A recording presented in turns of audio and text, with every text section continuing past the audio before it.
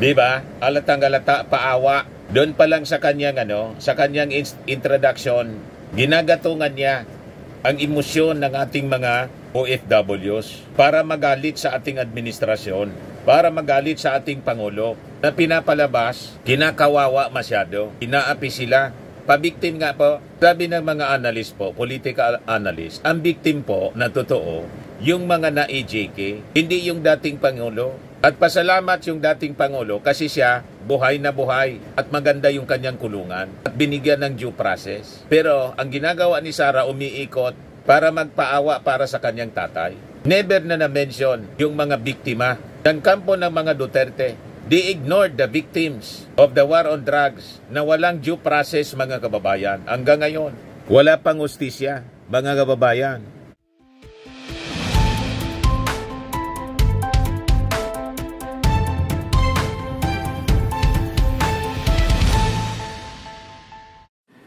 Hello po mga kababayan, si Dante Maravillas, Bicolano, vlogger from Albay. Pag-usapan natin ito mga sinasabi ni Sara Duterte. Sabi dito sa balita kasi, nung isang araw pa to, sitwasyon ng Pinoy sa Middle East ikinabiala ni BP Duterte. Nag-aalala daw siya dahil sa conflict between Israel and Iran. Pero lumarga siya, hindi man pa Middle East, lumarga siya pa Australia. Para mga kababayan, mag-attend sa Free Digong Rally, kung saan mga kababayan, kunti man lang yung pumunta. Yan man lang po yung pumuntang crowd. Diyan yung venue. Ito si Sara. Tapos, as usual, siniraan yung administrasyon, pati yung San Juanico Bridge dinamay. Yan San Juanico Bridge, hindi tourist spot. Ayon kay Sara Duterte, sabi dito sa report ng Philippine Star, sabi ni Sara, sobrang nairita ako sa isang porsyon ng ad kasi nakalagay doon sa Tacloban daw sa San Juanico Bridge, tourist spot daw ang San Juanico Bridge. Alam niyo ba gaano kahaba ang San Juanico Bridge? 2.6 kilometers. Sobrang irritated ako. Paano naging tourist spot ang 2.6 kilometers na bridge? Sabi niya doon sa rally sa Melbourne, Australia. Iniambing ni Sara Duterte ang San Juanico sa isang 264 kilometer na tulay umano sa China. Bagamat walang 264 kilometer na tulay sa China, maaari ang tinutukoy ng Vice Presidente ay yung Danyang Conshan Grand Bridge na may habang 164 kilometers. Itong tulay din ang kasalukuyang may hawak ng Guinness World Record bilang pinakamahabang tulay sa buong mundo. Ang bridge sa China, gaano kahaba? 264 kilometers. Yun ang tourist spot. Yun ang modernization. Hindi tourist spots ang 2.6 kilometers. Ang 264 kilometers, yan ang tourist spot, sabi po ni Sara. So, malinaw na hindi siya proud sa Pilipinas, pero gusto niyang magpresidente. Mas proud siya sa sa China. Binaburan niya. Mas maganda yung tulay sa China kaysa sa San Juanico Bridge. Nakita na ninyo yan? Nagawa ni Sara, dumayo pa para lasunin yung isipan ng mga OFW sa Australia para lang siraan yung ating bansa. Kamuhi-muhi, mga kababayan, ang pinagagawa ni Sara Duterte. Inintasan, mga kababayan. Sabi dito, dinuwagi, napakaganda po ng San Juanico Bridge, lalo sa gabi. Pinailawan ito ng ating Pangulong Bongbong Marcos. Kaya sabi ng isang Marcos supporter po, sinupalpal si Sara ni German Estrada. She totally validated. She's a simpleton. Meaning foolish, mangmang. Yan ang ibig sabihin ng simpleton. Foolish, kapay. At kundig din sa moya, sa Bicol, buang, kapay, mangmang. Sabi ni German Estrada, ito anyang San Juanico Bridge connecting the islands of Leyte and Samar in the Philippines offers significant tourism benefits. Paano hindi tourist spot siya? Both directly and indirectly. Ang direct tourism benefits, iconic anya siya. Iconic landmark and photo opportunity. Tama po. Ang daming pumupunta doon para magpa-picture-picture. Kasama na kami. Kasi narinig ko lang yan at nabasa sa libro nung elementary ako. Tinuturo sa amin yung longest bridge in the Philippines. Pero ngayon may mas mahaba na sa kanya. So, last year pala lang namin narating ang San Juanico Bridge. Picture-picture kami as local tourists. Di ba? Napakaganda at nakaka-proud. Na yung tulay na yan mga kababayan, 51 years na. More than 50 years. Pero hindi pa bumabagsak. Pero yung mga pinagawa ni Digong po na tulay, ang daming tulay bumagsak. Di ba po? Kaya siya naiirita. Si Suwa-Suwaan, si Sara Duterte, na makita yung mga napakagagandang infrastructure na pinagawa ng mga Marcos, ng pamilya Marcos. Sabi ni German Estrada, its unique S-shaped design, the longest bridge in the Philippines, though recently surpassed by CC Lex, and its picturesque views of San Juanico Strait make it a popular spot for tourists to drive or walk across, take photos, and simply admire the engineering marvel. Scenic views. Visitors are treated to breathtaking panoramic views of the surrounding waters, lush islands, and charming coves. This appeals to nature lovers and photography enthusiasts, especially during sunrise and sunset. Yan kasi, madilim ang paligid ni Sara. Kaya lahat nakikita niya sa paligid, pangit. Kasi nakapaligid sa kanya, pati mga tao, pangit. Pangit ang ugali. Ano ba? Tulad ng ugali ng kanyang tatay. O may nag-share nitong picture. Ito pala si Digong nung bata pa.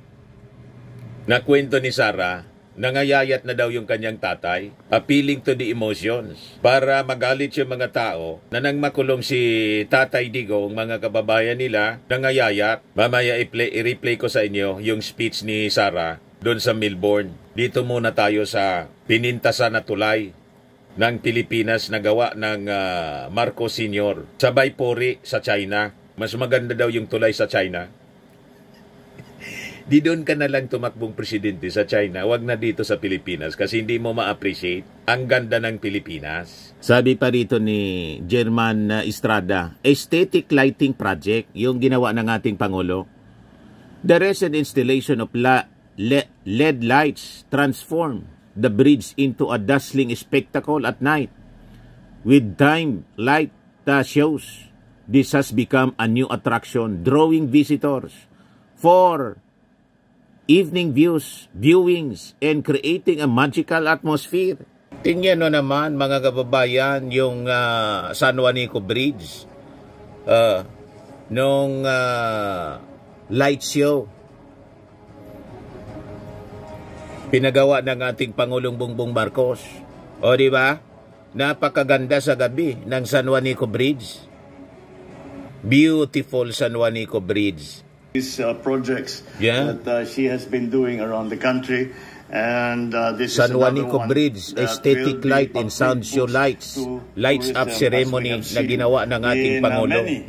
Pinagpipintasan ni Sara Duterte yung mga pinagawa ng ating Pangulong Bongbong Marcos.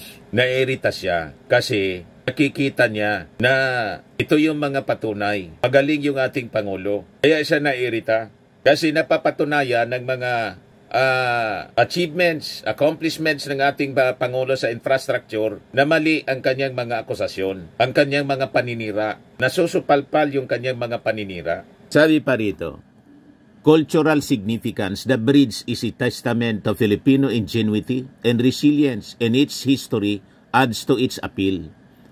It's often regarded as a national treasure.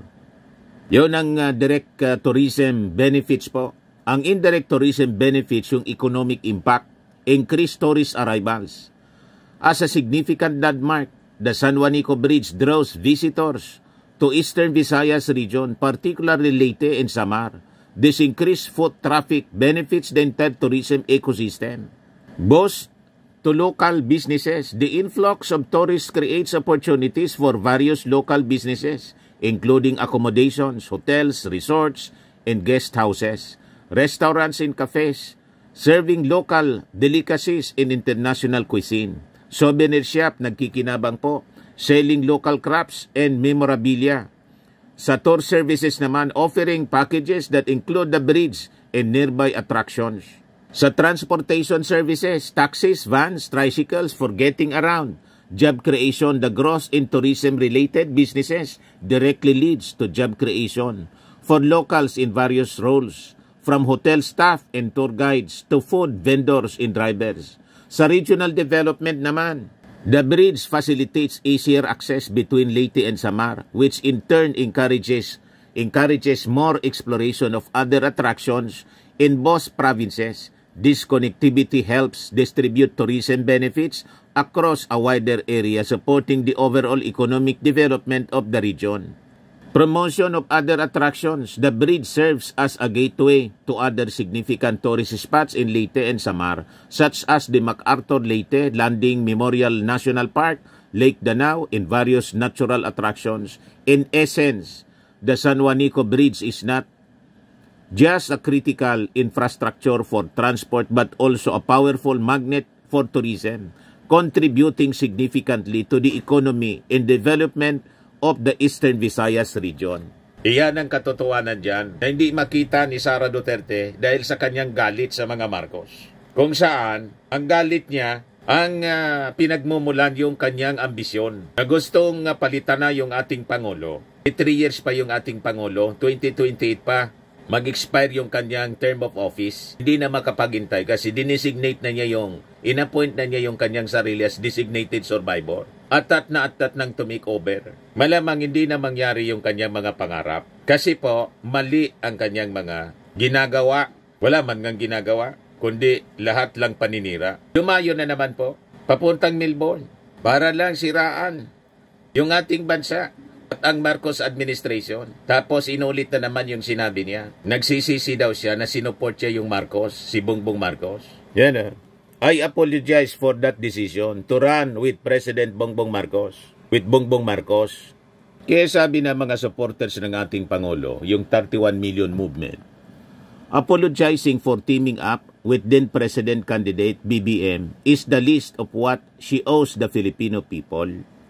Kailan niya siya mag-apologize for the bigger and deeper betrayal of public trust, for threatening the lives of 3 Filipinos by hiring a hitman?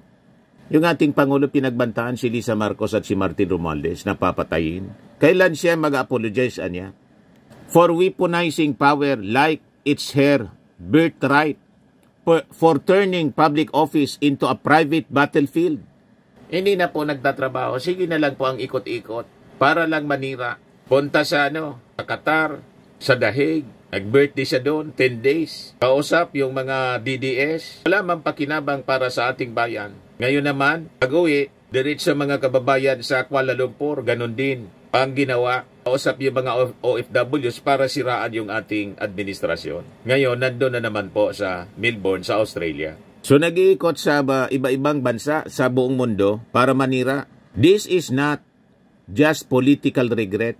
This is blood on the line. You don't get to rewrite history with a half-hearted sorry. We are still waiting for the real one. And this time, it should come with handcuffs in a trial, sabi po ng mga supporters ng ating Pangulo. Referring to the cases na final sa kanya dahil sa kanyang mga pinagagawa na dapat niyang panagutan. Kasama yung pagbabanta sa ating Pangulo. May impeachment case siya sa Congress, sa Senado, may kaso siya sa DOJ, may kaso sa Ombudsman na ngayon. You see? Yon ang hinihintay ng mga mamamayang Filipino. Tapos, tuwang-tuwa siyang ipangalandakan yung pambababae ng kanyang tatay. Yan Proud na proud siya. Rodi Duterte wise not to remarry. Lahat sila girlfriend lang, sabi ni Sara Duterte. Saan ka nakakitang anak? Proud na proud sa mga kalakuhang ginagawa ng kanyang tatay. Panluloko sa kanyang nanay. Di ba abnormal yon, mga kababayan? Paano ka tuwang-tuwa na yung nanay mo, iniwan ng tatay mo, manap ng hindi lang isa, marami na mga girlfriends. Tuwang-tuwa ka pa at proud na proud ka na ipangalandakan sa ibang tao. Ganun ang ginawa niya doon sa Melbourne. Abnormal lang po ang pag-iisip. Ang gagawa na isa kang anak, proud na proud ka, babae ka pa naman. Di bali siguro kung lalaki, pero babae kang anak. na proud ka na ng bababae yung tatay mo. Maraming girlfriend. Yun ang ginawa niya sa meeting doon sa Melbourne, mga kababayan. So ito pala yung sadya niya. Kasi daw, payat na yung kanyang tatay. So, sinulsulan niya yung mga Pinoy. Sabi dito, BP Sara rallies Pinoy to seek Australian government's intervention. Sasangkot pa mga kababayan, idadamay pa dito sa wala mang kinalaman yung Australian government para mag-intervene dito sa kaso ng kanyang tatay. Bakit naman yung Australian government mag-intervene? Crimes against humanity, yung kinakarap na kaso ng kanyang tatay. At yung mga biktima, kapwa niya mga Filipino. Bakit mangingialam doon yung Australian government? Di ba mga kababayan? Ako tingin ko, ikot ng ikot si Sara para humingi ng awa. Kasi ito, desperate move na niya. Almost checkmate, mga kababayan, ang pamilya Duterte dahil sa kanilang mga kasalanang ginawa na isinisisi sa Marcos administration. Yan sabi niya, sinasabi ko sa inyo, hindi niyo pa siya nakita sa ganito kapayat. Bakit ba pumayat? Dahil unang-una, hirap siya sa kanyang kalagayan. Hindi naman kasi siya marunong ng gawaing pambahay. Adding that, her father always had someone to take care of him. Simula pa nung bata siya hanggang sa tumanda, may gumagawa para sa kanya. May inuutusan lang. Yan ang ibig sabihin ni Sara Duterte. Laki sa karangyaan.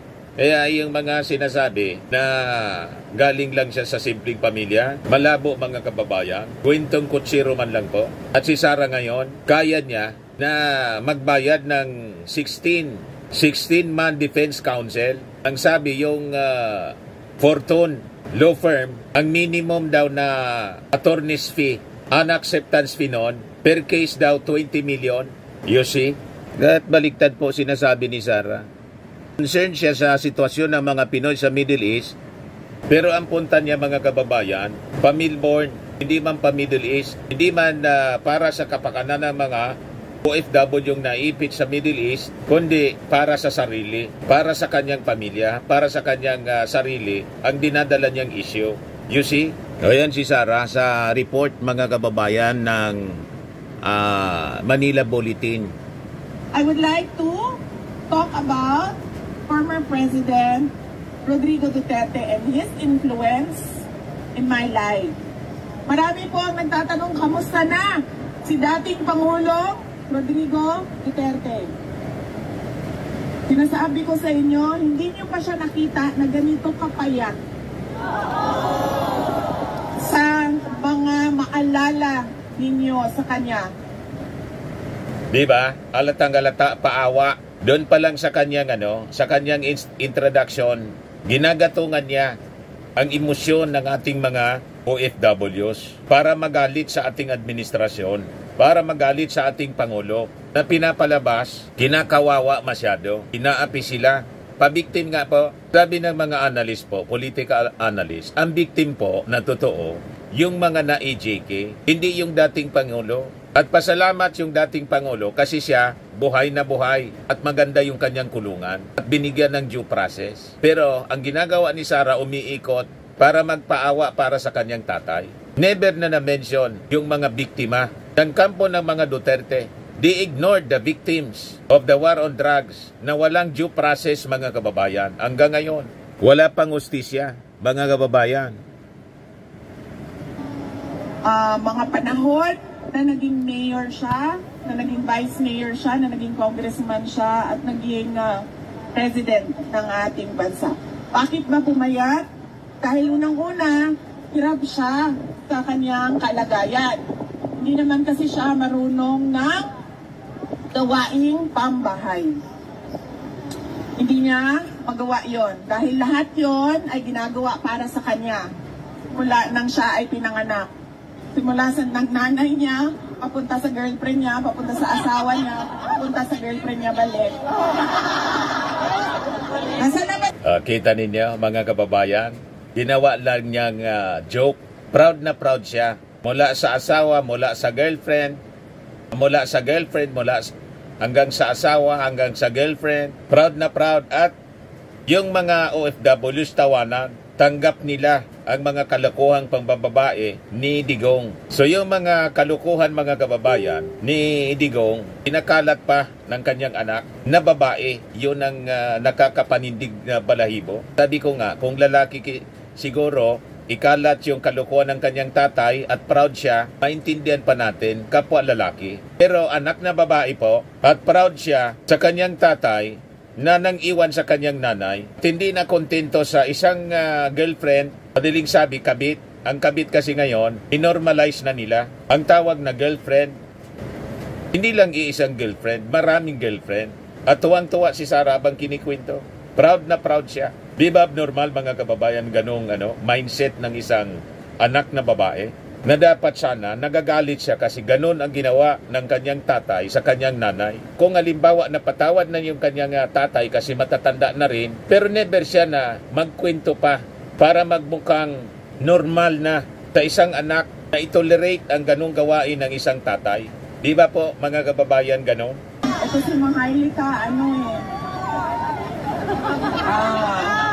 meron siyang content sa away ng mga girlfriend no? Proud na proud po? Yes, ma'am.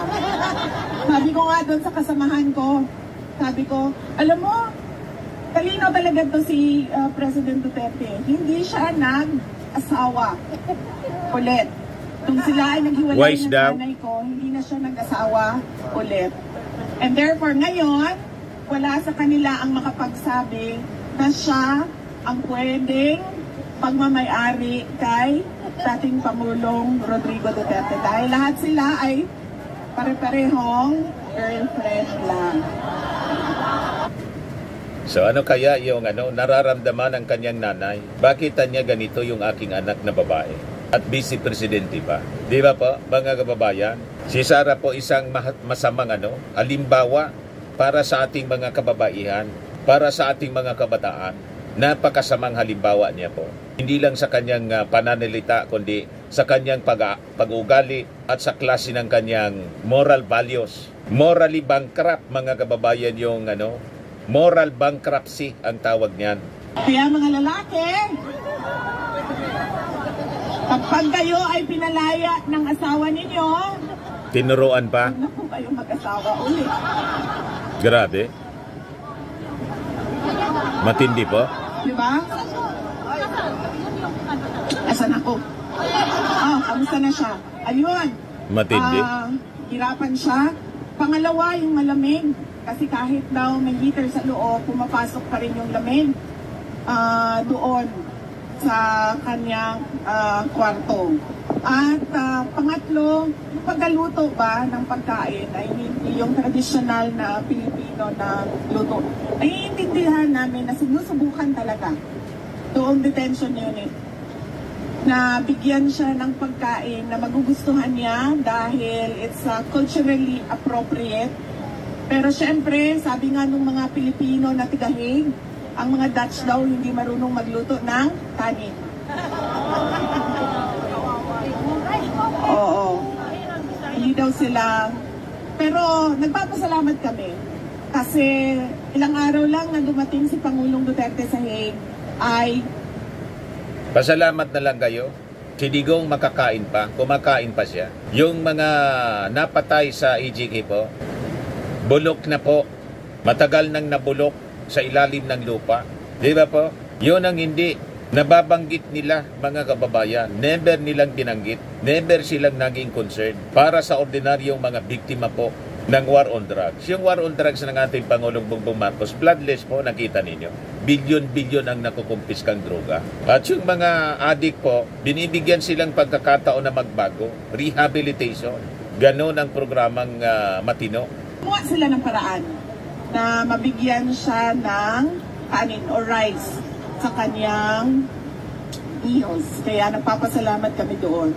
And syempre, yung lungkot niya na wala siya. Yes, ma'am, isa din yon, yung lungkot niya sa walang girlfriend. Pero may I just say, ma'am, no? Kasi magaganda yung mga lawyers niya. Kita mo? Matindi talaga po. Isa is a Singaporean Spanish, o Singaporean Spanish. Pati yon parang pinagnanasaan, mga kababayan, yung mga Singaporean lawyers niya. Magaganda yung mga abogado niya. Pati ba naman yon babastusin? Di ba po? Pagnanasaan ng isang inmate po, hindi nakakatawa ang ganyang mga joke po. Pambabastos sa pagkababae, sa pagkatao, itong mga personalities na kanyang binabanggit. Parang napakababa yung tingin sa pagkababae na pwede na lang pumatol kahit sa isang kliyente. Di ba? Ang mga ganyan nga po na pakikipagrelasyon, unethical, professional, it is unknown sa legal profession. Makipag-relasyon ka, lalo pa kung may asawa na rin. Pero yun ang pinofloat niya sa kanyang kwento, mga kababayan. Kaya yung natitingala sa kanya, yun ang ginagaya ng mga supporters niya. Moral bankruptcy ang resulta nito para sa ating mga kababayan. Di ba? Kasi tinitingala siya ng kanyang mga supporters. Okay niya nga sa Vice Presidente ang ganong uli ng mga relasyon. Bakit hindi rin natin gawin? So nasira na yung pamilya. Tulad ng pagkasira ng kanyang pamilya. Wag na lang sana niya na idamay ang pamilya ng ibang mga kababayan nating Pilipino. Di ba? Kung nawasak yung pamilya niya dahil sa kagagawa ng kanyang tatay, wag na niyang i-influensya yung ibang mga pamilyang Pilipino. Yun ang punto natin, mga kababayan. Yung isa is Dutch. At araw-araw yun, bumibisita sa kanya. So, binibigyan niya ng Malaysia yung pagbisita? Sa na may attraction. So, every morning, meron siyang lawyers. Physical attraction. Matindi. Masaya ako dahil yun na nga ang problema ko, sir. Pakaligawan ba? Oh, kita mo? So habang siyang nagpapaawa, ganun ang kanyang mga statement. Yun daw ang inaala niya, baka ligawan ng kanyang tatay. Matindi po. Feeling pogi masyado? Matinig pa naman yun si PRD. So baka pero sinabihan na namin sila. Rinarningan ko, sabi ko, huwag talaga kayo magpadala sa pambobola niya na. Unsa man nato ang buhaton sa ICC, unsa may hangyo na mo, unsa may mabuhat ninyo. Yes, paunsa nato siya magpauli. You convince the governments of Australia, because Australia is a member of the ICC, to look into the case of President Duterte and the injustice that he is receiving. So idadamay pa yung Australian government. Injustice daw sa kanyang tatay. Kumusta naman yung injustice sa mga na-AJK? Di ba po? That he's been getting from the ICC. Imagine mo, detained ka and you have no options for bail.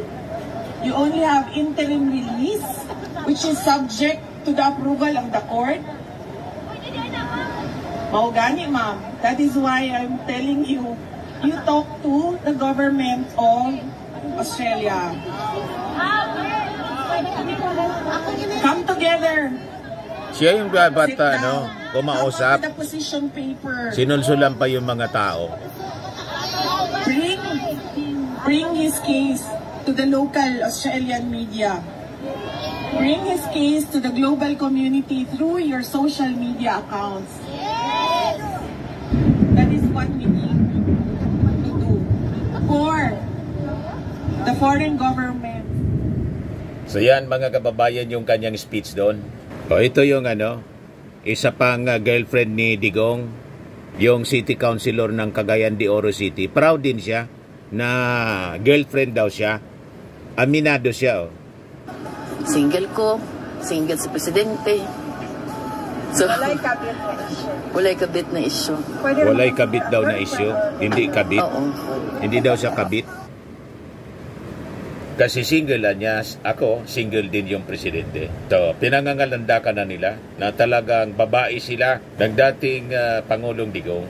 Huwag tularan, mga kababayan, ang ganitong uri ng moral bankruptcy nitong mga taong ito. Kawawa ang inyong pamilya. Pag ganyan, buti sila may kaya. What about yung ordinary Filipino na ma-influence ang mga bitkamit?